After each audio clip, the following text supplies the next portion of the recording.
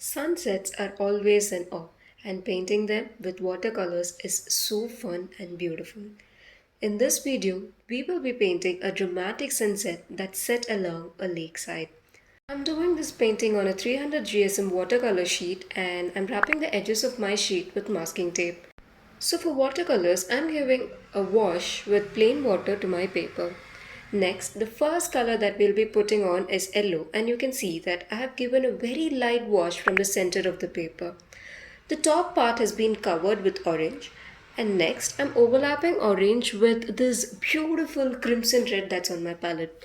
You can also use red for this. And I'm just overlapping all of these three colors and slowly blending them together.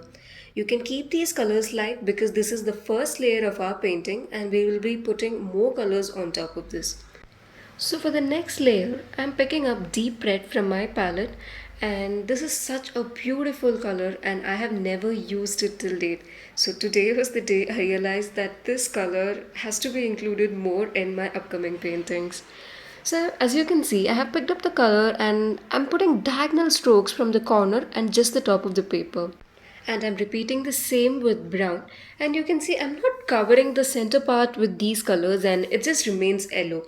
But for a little extra drama, I'm just adding a line or two in between with these darker colors and going again with yellow and orange in the center to bring that vibrant yellow color in between. This completes our sky, and next up for the lake and the mountains, I'm giving a light wash with brown color. The water would seem brown because of the reflection of the sky that's on top. You can see our sky is lit burning. This brown layer was not just for the lake but also for the hills.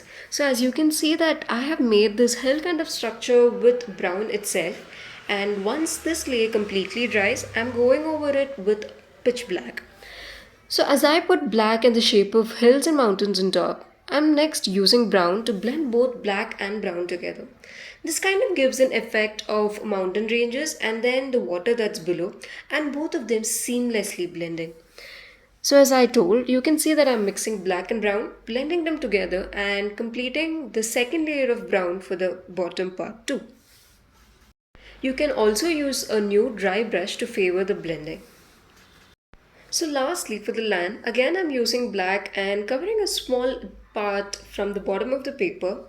So it kind of creates an effect as if there's land and there's hills in the far end and we have a small water body in between. So for the land, let me just show this in close up. You can see that I'm creating a jagged edge on top and adding these upward strokes to create this textured uneven landform. So as we finish the land, I'm painting a couple of trees on the corner and you can choose to paint whichever kind of tree you're comfortable with. So I'll be painting these long coniferous trees and I'll just show you how to paint this again in close up. So start by drawing a thin straight stroke of line from the bottom. Imagine your tree is in the shape of a triangle and start narrow from the top. So draw these small straight lines moving outsides from the top towards the bottom in the shape of a triangle. Nothing has to be perfect, and that is how you do this coniferous tree.